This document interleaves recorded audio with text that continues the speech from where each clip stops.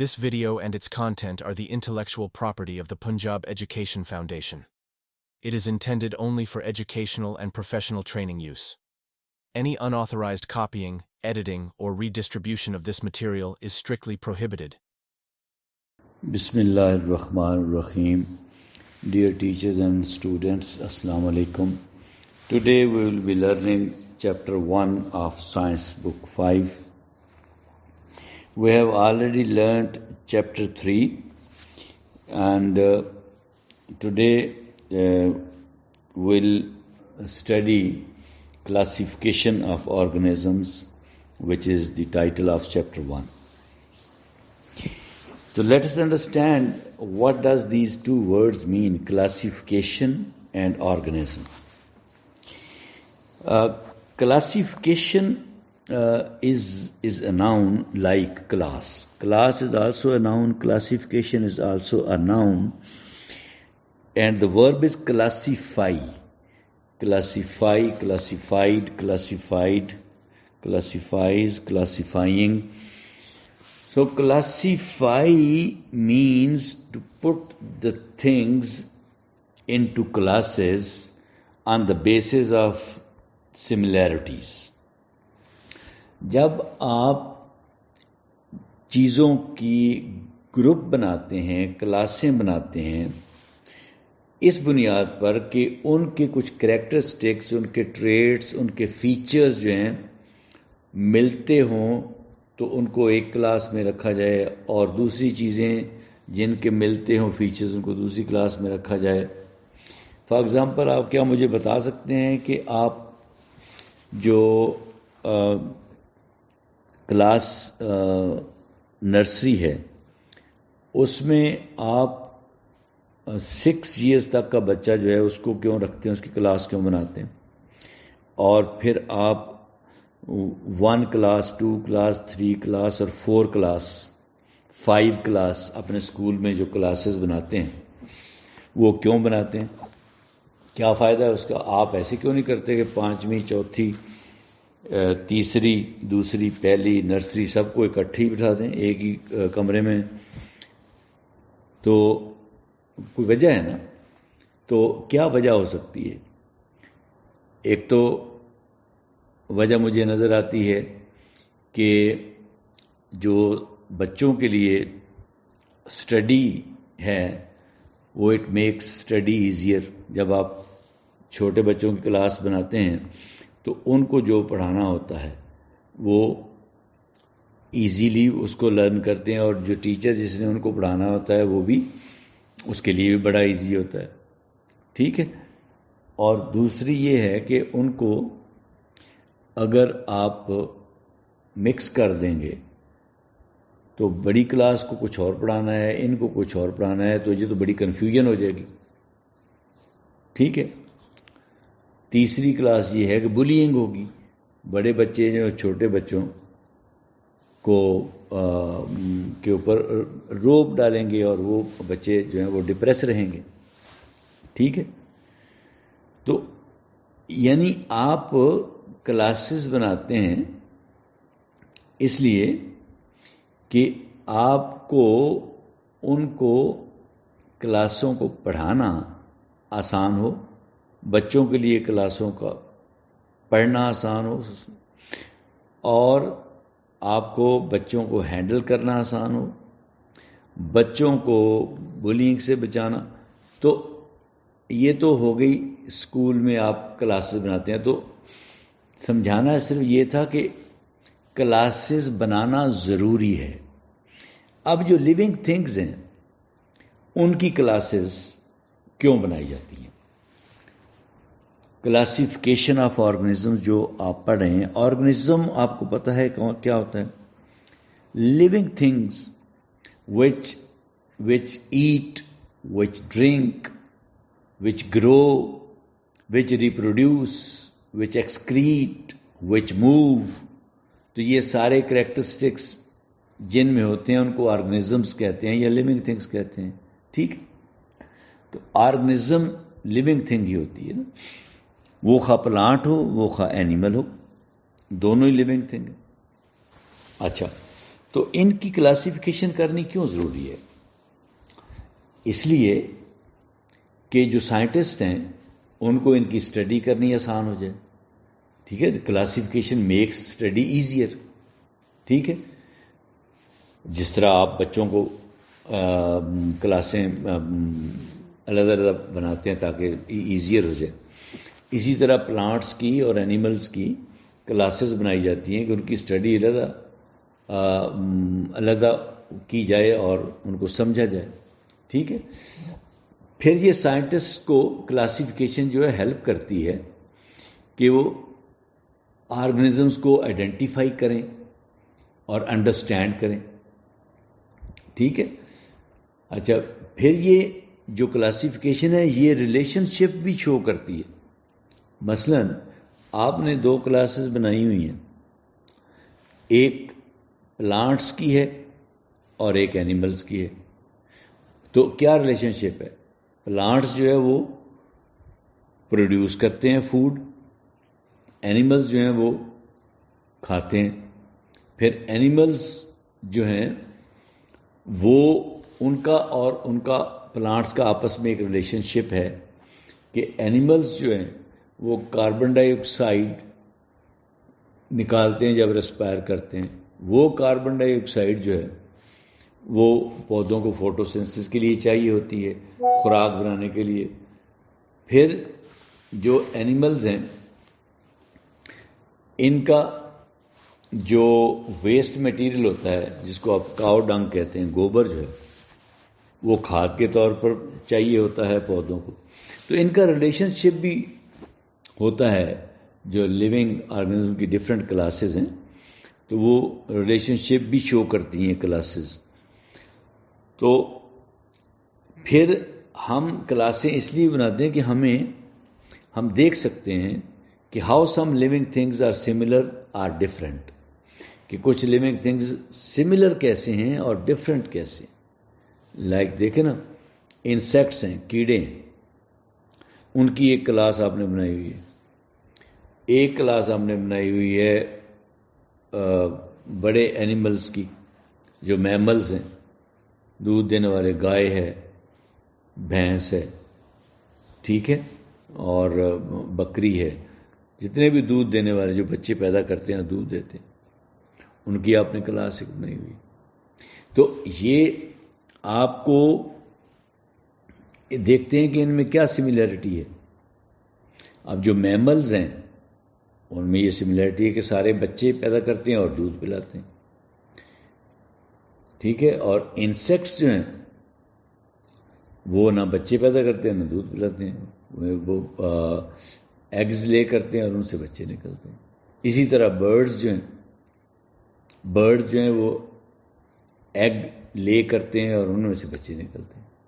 ٹھیک ہے، تو یہ آپ دیکھتے ہیں کہ کس طریقے سے کلاسز کے اندر سملیرٹی ہے اور ایک کلاس دوسری کلاس سے کیسے ڈفرینٹ ہے.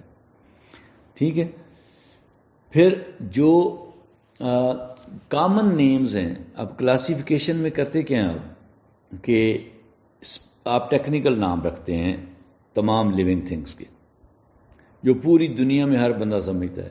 مثلا یہاں پہ پاکستان میں کاؤ کو گائے کہتے ہیں، انگلش جو ہیں اپنی زبان میں انگریزی میں اس کو کاؤ کہتے ہیں.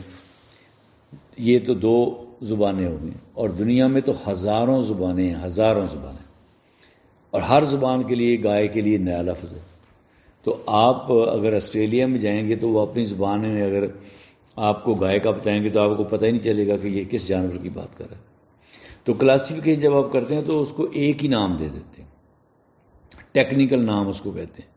اگر کوئی جانور ہے، سائنٹیفک نیم جس کو کہتے ہیں، اس کا نام جو ہے وہ زوالوجیکل نیم ہوگا، اور جو پودا ہے اس کا نام جو ہے وہ بوٹینیکل نیم ہوگا. ٹھیک ہے، تو اسی طرح مثلا آپ کو اگزامپل دیکھ لیں، یہ جو آپ کی شیشم کا درخت ہے، اس کا ٹیکنیکل نام، سائنٹیفک نام ہے ڈیلبرجیا سسو، اب ڈلبرجیا سسو آپ دنیا میں جہاں بھی جا کہیں گے پڑھے لکھے لوگ ہر بندے کو پتہ چل جائے گا شیشم کی بات کر رہا ہے. ٹھیک. اور ویسے اس کی زبان میں پتہ نہیں کیا ہے. اینیملز پہ آ جائیں. اب اینیملز پہ آپ یہ جو فراگ ہے، اب آپ اس کو مینڈک کہتے ہیں اردو میں، پنجابی میں اس کو آپ ڈڈو کہتے ہیں، سندھ میں اس کو ڈیڈر کہتے ہیں سندھی زبان میں، اور پشتو میں پتہ نہیں کیا کہتے ہیں. اور دنیا میں سینکڑوں ملک ہیں اور ہر ملک میں کئی زبانیں بولی جاتی ہیں، پتہ نہیں اس کو کیا کیا کہتے ہیں. مگر اس کا جو سائنٹیفک نیم ہے وہ ہے رینا ٹگرینا. اب رینا ٹگرینا جہاں بھی کہیں گے وہ سمجھ جائیں گے کہ یہ اس کی بات کر رہا ہے مینڈک. تو یہ کلاسیفیکیشن کا ایک یہ بھی فائدہ ہے کہ آپ سائنٹیفک نیم دے دیتے ہیں اور اس سے سمجھ آ جاتی ہے. پھر یہ کلاسیفیکیشن جو ہے نئے آرگنزمس کو ڈسکور کرنے میں بھی بڑی ہیلپ کرتی ہے. ڈسکوری میں آپ کے پاس کریکٹرسٹکس موجود ہیں، سارے فیچرز موجود ہیں کہ یہ جو کلاس ہے اس کے یہ کریکٹرسٹکس ہیں. یعنی میملز ہیں ان کی لائک آپ کہہ دیں گے جی 4 ٹانگیں ہوتی ہیں اور وہ دودھ پلاتے ہیں اور بچے پیدا کرتے ہیں، انڈے نہیں دیتے، اور ان کے جسم پر بال ہوتے ہیں اور ان کی بیک بون ہوتی ہے، ریڑھ کی ہڈی ہوتی ہے. یہ ان کے فیچرز ہیں. اگر اس طرح کا کوئی اور جانور مل جائے جو دنیا میں ابھی تک کسی نے نہیں دیکھا تو پھر آپ اس جانور کو، اس اینیمل کو اس کلاس میں رکھیں گے، میملز میں. ٹھیک ہے. تو یہ کلاسیفیکیشن آپ کی یہ بھی ہیلپ کرتی ہے کہ آپ نے اس کو کس کلاس میں رکھنا ہے. تو یہ کلاسیفیکیشن کے فوائد ہیں. اس چیپٹر میں میں اس سے پہلے کہ چیپٹر شروع کروں اس میں کچھ بڑی امپورٹنٹ ٹرمز یوز ہوئی ہیں جو آپ کو سمجھنی ضروری ہیں، تو اس کے بعد آپ کو یہ سمجھ آئے گی. ادروائز اگر میں آپ کو ویسے ہی سمجھاتا جاؤں تو جو آپ کی بک میں لکھا ہوا ہے تو وہ جو درمیان میں ٹرم آئے گی اس پہ ٹائم بھی زیادہ لگے گا اور آپ کو سمجھ بھی نہیں آئے گی. لہٰذا بہتر ہے کہ میں آپ کو وہ جتنی بھی ٹرمز یوز ہوئی ہیں وہ سب سے پہلے سمجھا دوں. سب سے پہلی ٹرم تو کلاسیفیکیشن آپ نے سمجھ لی ہے کہ grouping living things based on their similarities and differences. ٹھیک ہے. لیونگ تھنگس کے گروپ بنا دینا، ان میں جو سملیرٹیز ہیں اور جو ڈفرینسز ہیں اس کی بنیاد پر. پھر اگلی ٹرم ہے کنگڈم. اچھا، کنگڈم جو ہے ایک تو بادشاہت ہوتی ہے، مگر یہاں پہ کلاسیفیکیشن میں کنگڈم کیا ہے؟ جو سب سے بڑی کلاس، جو سب سے بڑا گروپ بناتے ہیں نا، the largest group use to classify living things. ٹھیک ہے، اس کو کنگڈم کہتے ہیں. سب سے بڑا گروپ، سب سے بڑی کلاس جو ہے اس کو کنگڈم کہتے ہیں. اور there are 5 main kingdoms. 5 kingdoms ہیں جو آپ کے لیسن میں دی ہوئی ہیں، وہ ہم پڑھیں گے. تو کنگڈم ایک تو بادشاہت ہوتی ہے، سلطنت ہوتی ہے، اور دوسرا اس کا میننگ یہ ہے جب آپ سائنس میں پڑھتے ہیں تو کلاسیفیکیشن میں کنگڈم کیا چیز ہے؟ The largest group use to classify living things. Living things کا سب سے بڑا گروپ جو ہے اس کو کنگڈم کہتے ہیں. تو کتنی کنگڈمز ہیں جی؟ 5 کنگڈمز ہیں. پھر سیل کا لفظ یوز ہوا ہے. تو سیل جو ہے آپ کو پتا ہے کہ ایک بہت چھوٹا سٹرکچر ہے. ہر لیونگ تھنگ جو ہے وہ سیل سے مل کے بنی ہے. بالکل اسی طرح جس طرح ایک دیوار اینٹوں سے مل کے بنی ہے. آپ کا اپنا جسم، جانوروں کا جسم اور پودوں کا جسم بھی ان اینٹوں سے مل کے بنا ہے، مگر ان اینٹوں کو سیل کہتے ہیں. CELL cell. ٹھیک ہے. تو یہ سیل جو ہے is a tiny building block of all living things. ہر لیونگ تھنگ میں یہ سیل ہوتا ہے. ٹھیک ہے. جس طرح ایک گھر جو ہے وہ اینٹوں کا بنا ہوتا ہے، just like a house is made of bricks, your body and all plants and animals are made of millions of tiny cells. ٹھیک ہے. اب آپ 1 cell is equal to 1 brick. ٹھیک ہے. many cells is equal to a body or plant or animal. ٹھیک ہے. تو cells are so small that you can not see them without a microscope. یاد رکھنا یہ اتنے چھوٹے ہوتے ہیں کہ مائکروسکوپ کے بغیر آپ ان کو دیکھ ہی نہیں سکتے. But they are super important, بہت اہم ہوتے ہیں. ٹھیک ہے, سیل کے بغیر لائف نہیں ہے. آپ جو بھی فنکشن کرتے ہیں بیسیکلی وہ سیل آپ کا فنکشن کر رہا ہوتا ہے. ہر فنکشن جو کوئی لیونگ تھنگ, وہ بے شک آپ انسان ہوں یا اینیمل ہوں یا پلانٹس ہوں کرتے ہیں, وہ بیسیکلی سیل ہی وہ فنکشن کرتا ہے. ٹھیک ہے, وہ سیل ہی آپ کی باڈی کو گرو کرواتے ہیں, آپ کو زندہ رکھتے ہیں, اور ہر وہ کام کرتے ہیں جو آپ کرنا چاہتے ہیں. ٹھیک ہے, تو آپ کو پتہ ہے کہ ایک ہیومن باڈی, جو ایک ہیومن بینگ ہے, جو اڈلٹ جوان ہیومن بینگ ہے, نارمل جوان ہیومن بینگ ہے, اس میں کتنے سیل ہوتے ہیں؟ 36 ٹریلین سیلز ہوتے ہیں. ٹھیک ہے, and that is more than the stars you can count in the sky. آپ آسمان میں اتنے ستارے نہیں گن سکتے جتنے سیلز آپ کی ایک باڈی میں ہوتے ہیں. انسان کی بات کرتا ہوں. اب پتہ نہیں بھینس میں کتنے ہوں گے, ہاتھی میں کتنے ہوں گے. تو 36 خرب, ارب نہیں خرب, 36 ٹریلینز. ٹھیک ہے, اور ایک ٹریلین کے ساتھ پتہ کتنے زیرو ہوتے ہیں؟ 12 زیرو. 36 کے ساتھ 12 زیرو لگائیں گے تو 36 ٹریلین بنے گا. ٹھیک ہے, اتنے سیل ہوتے ہیں آپ کے اندر. اس کے بعد پھر ایک ٹرم یوز ہوئی ہے آپ کے پرو کیریوٹک سیلز اور یو کیریوٹک سیلز. یہ کون سے سیلز ہوتے ہیں؟ پرو کیریوٹک سیلز یعنی ایسے سیل جن کے اندر نیوکلیس نہیں ہوتا. پرو کیریوٹک سیلز. کیریوٹک اصل میں کیریون سے نکلا ہے, کیریون نیوکلیس کو کہتے ہیں. آپ کو پتہ ہے نیوکلیس سیل کے اندر سب سے بڑا امپورٹنٹ پارٹ ہوتا ہے, اس کو مائنڈ آف دا سیل بھی کہتے ہیں. ٹھیک ہے, جو بیسیکلی مانیٹرنگ سسٹم ہے, پورے سیل کو جو مانیٹر کرتا ہے وہ نیوکلیس ہوتا ہے اس کا. تو یہ جو پرو کیریوٹک سیلز ہوتے ہیں ان میں نیوکلیس نہیں ہوتا.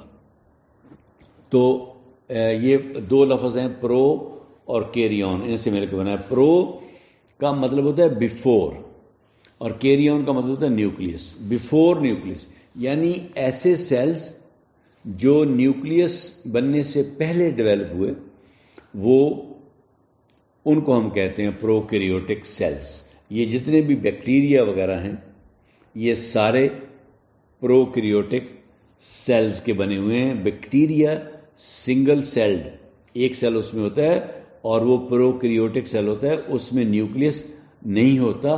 اور اس کے اندر اور بھی باقی جو چیزیں سیل کے اندر ہوتی ہیں جن کو آرگنیلز کہتے ہیں, ان کے ارد گرد کوئی ممبرین, کوئی دیوار ان کے ارد گرد نہیں ہوتی.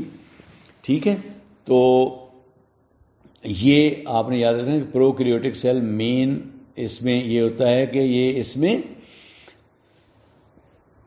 نیوکلیس نہیں ہوتا, اور اس کے اندر جو پارٹس ہوتے ہیں سیل کے جن کو آرگنیلز کہتے ہیں ان کے ارد گرد بھی ممبرین کوئی نہیں ہوتی, یعنی ان کے ارد گرد کوئی دیوار نہیں ہوتی. یہ بڑے سمپل سیلز ہوتے ہیں جو میں نے جیسے بتایا کہ بیکٹیریا وغیرہ میں پائے جاتے ہیں. اور دنیا جب اللہ میاں نے بنائی تو سب سے پہلی زندگی جو بنی تھی وہ یہ سیل ہی بنا تھا. یہ والا پرو کیریوٹک سیل سب سے پہلے جب زندگی آئی مارز وجود میں تو سائنٹسٹ یہ کہتے ہیں کہ یہاں سے سٹارٹ ہوئی تھی زندگی. پہلا سیل بنا تھا پرو کیریوٹک سیل تھا. اس کے بعد اگلی ٹرم یوز ہوئی ہے آپ کی بک میں یو کیریوٹک سیلز. یہ کون سے سیلز ہوتے ہیں؟ یعنی یو کیریوٹک سیلز. یو کا یو کا مطلب ہوتا ہے ٹرو یا ریئل, ایکچوئل, حقیقی. اور کیریوٹک وہی کیریون نیوکلیس, یعنی جس میں حقیقی نیوکلیس ہو, ریئل نیوکلیس ہو, وہ والا سیل جو ہے وہ یو کیریوٹک سیل ہے, یعنی جس کے اندر نیوکلیس ہوتا ہے. ٹھیک ہے, اور جس کے اندر باقی کے جو پارٹس ہیں ان کے ارد گرد ممبرینز بھی ہوتی ہیں, والز ان کے ارد گرد ہوتی ہیں. ٹھیک ہے, تو یہ ایڈوانسڈ سیلز ہیں, پرو کیریوٹک سے زیادہ ایڈوانس ہیں. پرو کیریوٹک کے بعد یو کیریوٹک سیلز بنے ہیں. ٹھیک ہے. تو وہ جو پروکیریوٹک سیلز تھے اس کی اگزامپل تو میں نے آپ کو بتائی تھی کہ بیکٹیریا جتنے بھی ہیں وہ سارے پروکیریوٹک سیل سے مل کے بنے ہیں, اور ایک ہی سیل کا پورا جانور ہوتا ہے, پورا لیونگ تھنگ ہے, پورا آرگنزم ہے. بیکٹیریا کی سنگولر ہے, تو جو بیکٹیریم ہے وہ ایک ہی سیل کا بنا ہوتا ہے.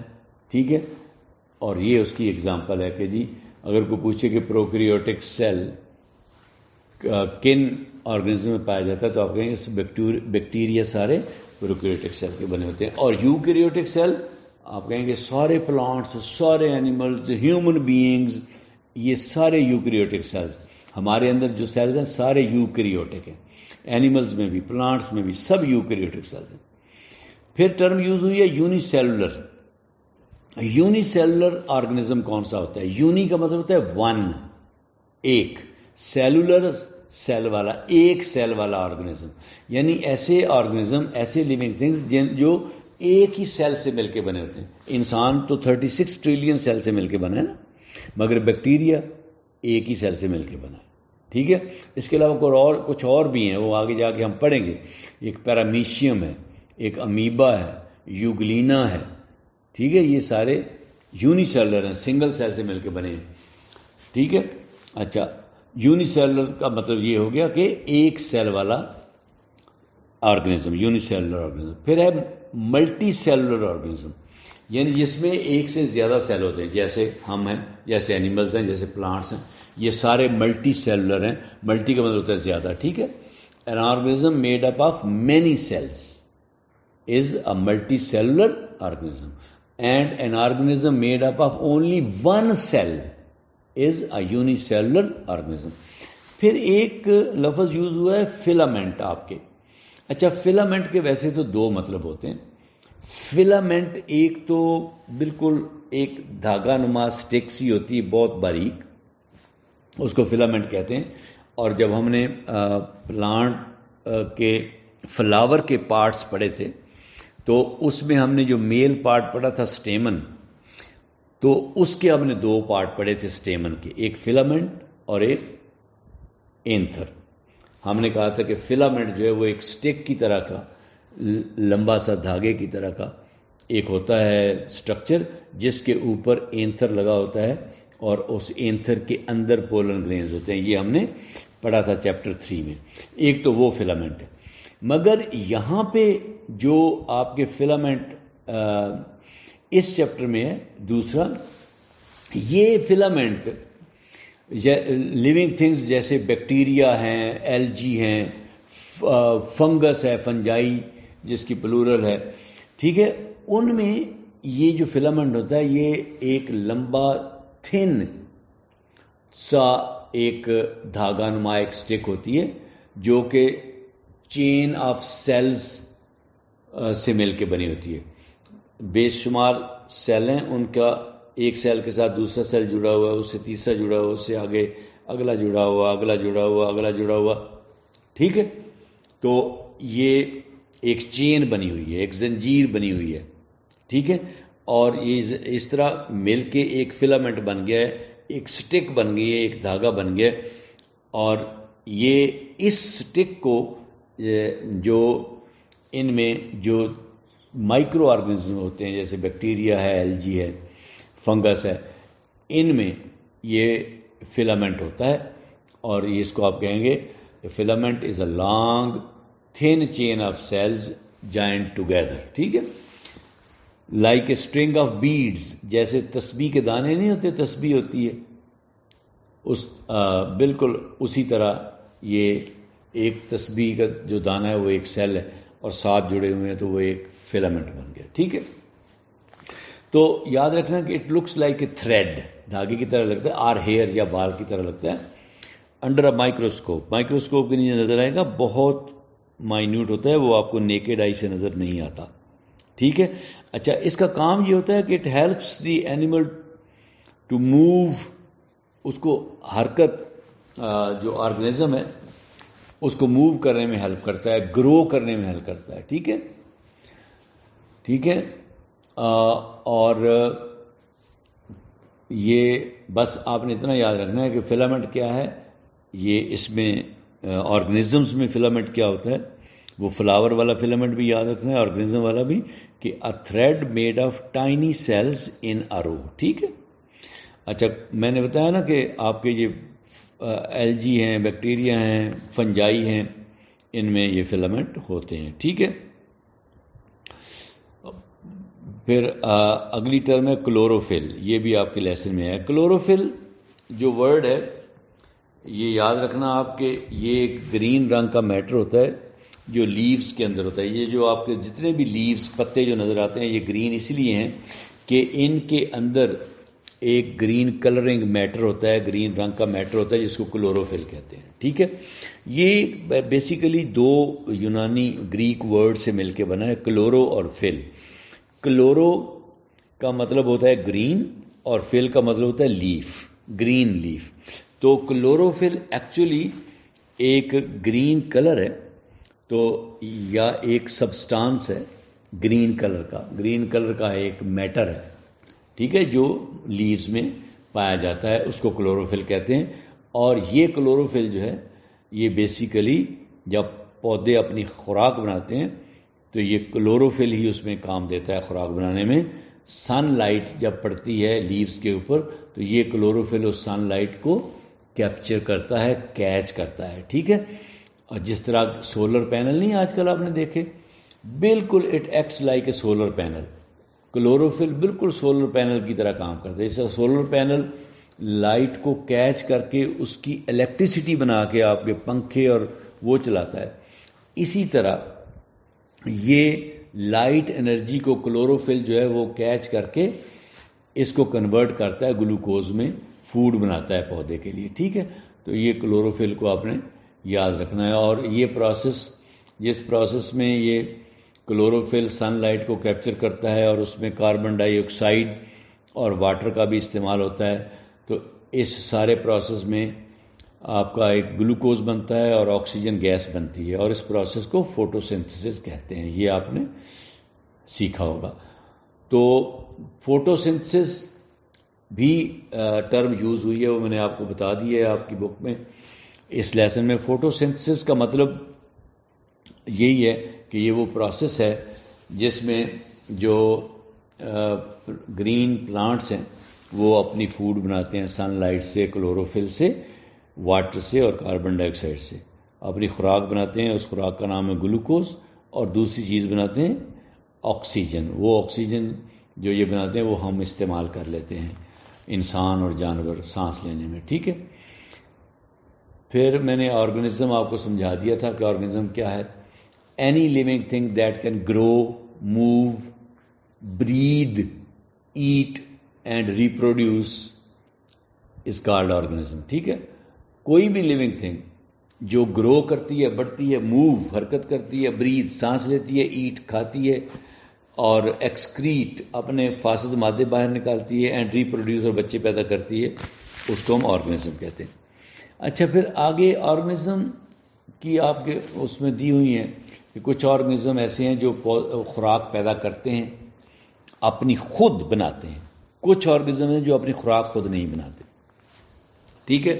جو اپنی خوراک خود بناتے ہیں نا, ان آرگنزم کو کہتے ہیں autotrophic organisms. Auto, AUTO, autotrophic organisms جو اپنی خوراک خود, مثلا پلانٹس. کچھ بیکٹیریا بھی ہیں, الجی, وہ بھی اپنی خوراک خود بناتے ہیں. کچھ پلانٹ نہیں, پلانٹس تو سارے ہی اپنی خوراک خود بناتے ہیں. ٹھیک ہے. تو یہ سارے آٹوٹرافک ہیں. کچھ بیکٹیریا آٹوٹرافک ہیں, الجی آٹوٹرافک ہیں, اور پلانٹس آٹوٹرافک ہیں. یہ اپنی خوراک خود بناتے ہیں, اس لیے ان کو آٹوٹرافک کہتے ہیں. جو بناتے نہیں, ہم نہیں بناتے. انسان کیا ہے, بنی بنائی خوراک, پودا کاٹ کے کھا جاتا ہے, ساگ کھا جاتے ہیں, پالک کھا جاتے ہیں, میتھی کھا جاتے ہیں, گندم پودا ہے وہ گندم آپ کھا جاتے ہیں, رائس کھا جاتے ہیں, گنا کھا جاتے ہیں, آم کھا جاتے ہیں. آپ تو پودے کو کھا جاتے ہیں, یا اینیمل بھی کھا جاتے ہیں, بکری کھا جاتے ہیں, مرغی کھا جاتے ہیں, گوشت کھا جاتے ہیں. ٹھیک ہے. تو آپ آٹوٹرافک نہیں ہیں. تو وہ سارے جانور جو آٹوٹرافک نہ ہوں, وہ سارے آرگنزم جو ہیں ان کو کہتے ہیں ہیٹروٹرافک. جو اپنی جو فوڈ ہے وہ خود پروڈیوس نہ کر سکیں. ٹھیک ہے, تو organism that can not make their own food and depend on others are called heterotrophic. ٹھیک ہے, and organisms that make their own food using sunlight and other natural material جو میں نے بتائیں وہ آٹوٹرافک ہے. تو پھر ایک ٹرم ہے سیکشل ریپروڈکشن. ریپروڈکشن تو آپ کو پتا ہے نا کہ اپنی نسل کو آگے بڑھانا, بچے پیدا کرنا. اور سیکشل ریپروڈکشن یہ ٹرم بھی یوز ہوئی ہے, ایسی ریپروڈکشن جس میں 2 پیرنٹس انوالو ہوتے ہیں, ایک پیرنٹ سے نہیں ہوتی. سیکشل ریپروڈکشن میں 2 پیرنٹس چاہیے, میل اور فیمیل. ٹھیک ہے, تو reproduction involving 2 parents producing of spring. Of spring اولاد کو, بچوں کو کہتے ہیں. ود فیچرز فرام بوتھ, دونوں پیرنٹس کے کریکٹرسٹک اولاد میں آئیں گے. ٹھیک ہے, تو 2 پیرنٹس مل کے جب آگے نسل بڑھاتے ہیں تو اس کو سیکشل ریپروڈکشن کہتے ہیں اس پروسیس کو. پھر اے سیکشل ریپروڈکشن جس میں ایک پیرنٹ انوالو ہوتا ہے, 2 نہیں ہوتے. آپ کہیں گے ایک پیرنٹ کیسے بچے پیدا کرتا ہے؟ یس, آپ یہ درخت کی ٹہنی کاٹ کے لگا دیتے ہیں نا, تو درخت ایک ہی پیرنٹ ہے نا, اسی کی ٹہنی آپ لگا دیتے ہیں. ٹھیک ہے, تو وہ ٹہنی جو ہے اس سے درخت بن جاتا ہے. جیسے گلاب ہے, روز ہے, اس کی کٹنگ لگاتے ہیں نا, یہ ہم نے چیپٹر 3 میں پڑھا ہے, تو وہ 1 پیرنٹ ہے. تو that is called a sexual reproduction. ٹھیک ہے, یعنی reproduction involving only 1 parent producing a copy of the parent. جس درخت کی آپ نے کٹنگ لگائی ہے ہو بہو اس جیسا ہوگا, مگر جو سیکشل ریپروڈکشن ہے اس میں ضروری نہیں ہے کہ بچہ ہو بہو اپنے دونوں والدینوں جیسا ہو, اس میں اس کے ڈفرینٹ فیچرز بھی آ سکتے ہیں, مگر اس میں اے سیکشل ریپروڈکشن میں سیم فیچر آئے گا. ٹھیک ہے, پھر ایک ٹرم یوز ہوئی ہے ییسٹ.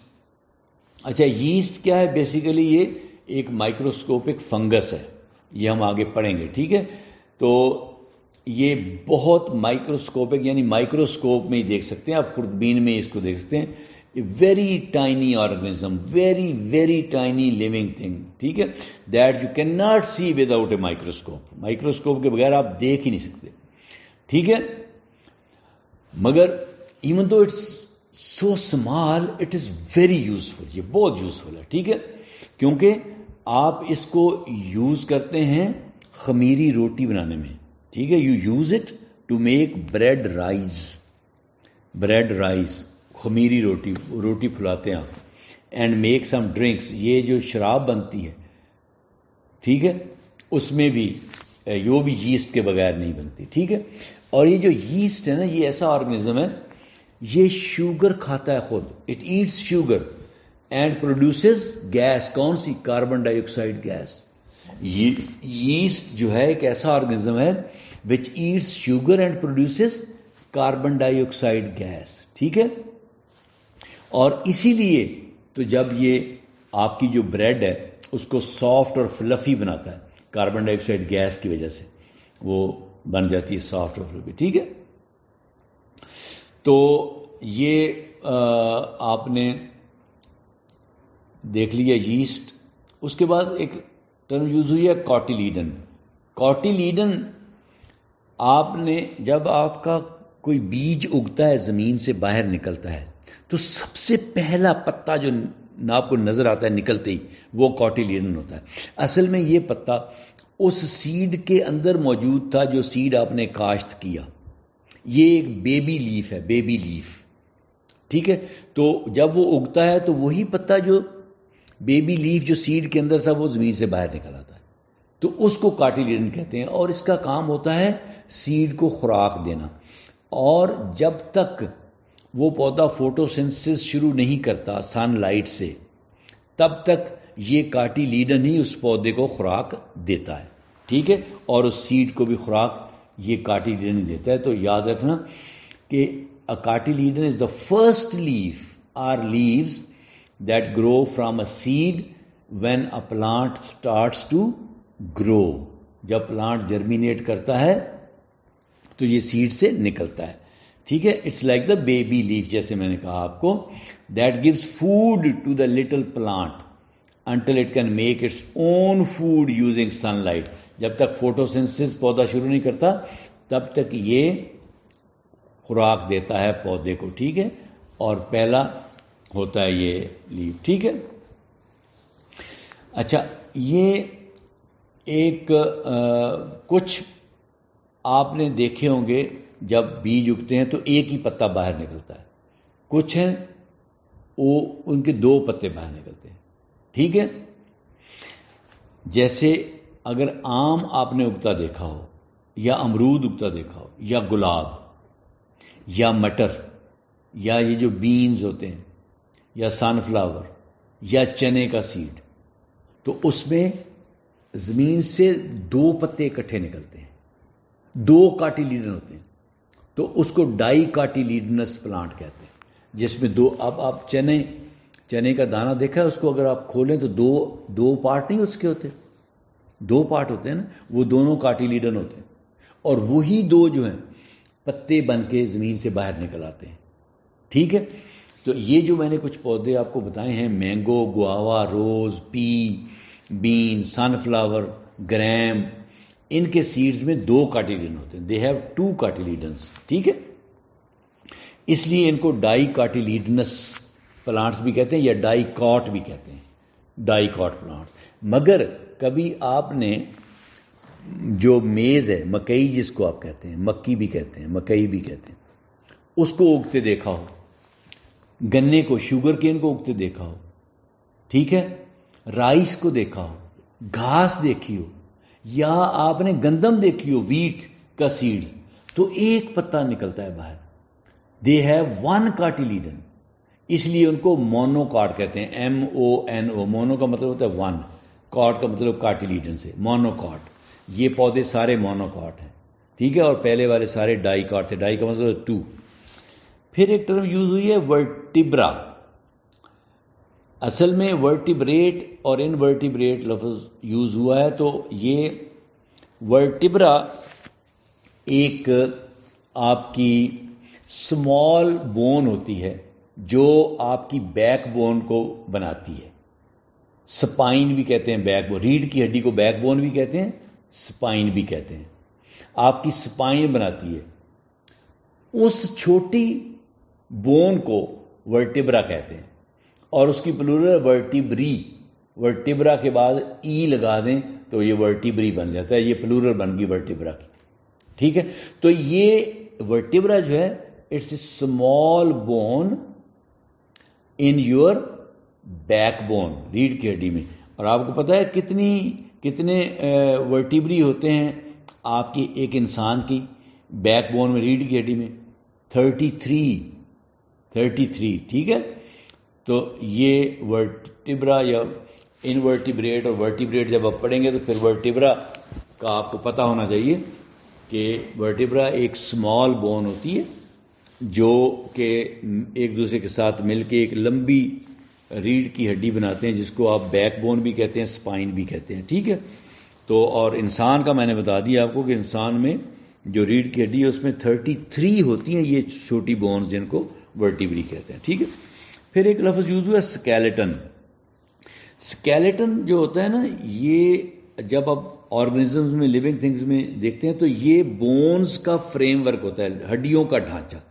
یہ انسان ہے یا جانور ہیں، ان کے اندر ہڈیاں ہوتی ہیں جن کے اوپر گوشت لگا ہوتا ہے، وہ اندر جتنی ہڈیاں ہیں ان کا جو ڈھانچہ بنا ہوا ہے اس کو اسکیلیٹن کہتے ہیں، ٹھیک ہے۔ تو یہ اس کی وجہ سے آپ کی شیپ ہے، اور اگر آپ کے اندر ہڈیاں نہ ہو، صرف گوشت ہو، تو آپ کھڑے بھی نہیں ہو سکتے، آپ کی کوئی شیپ بھی نہیں ہوگی، کسی جانور کی کوئی شیپ نہیں۔ تو یہ سپورٹ کرتا ہے آپ کی باڈی کو، جو اسکیلیٹن ہے آپ کی باڈی کو سپورٹ کرتا ہے، اور یہ پروٹیکٹ کرتا ہے آپ کے جو انٹرنل آرگنز ہیں۔ اگر یہ ہڈیاں نہ ہوں تو آپ کے جو اندر ہارٹ ہے یا لنگز ہیں یا لیور ہے یا سٹمک ہے، اس کو کون پروٹیکٹ کرے گا، ٹھیک ہے نا۔ تو یہ ان کو پروٹیکٹ بھی کرتا ہے۔ آپ کو پتا ہے کہ جو ہیومن اسکیلیٹن ہے اس میں کتنی ہڈیاں ہوتی ہیں؟ 206 ہڈیاں ہوتی ہیں۔ اچھا، ایک پھر اسکیلیٹن کی آگے 2 ٹائپ ہوتی ہیں، ایک ہوتا ہے اینڈوسکیلیٹن، ایک ہوتا ہے ایکسوسکیلیٹن۔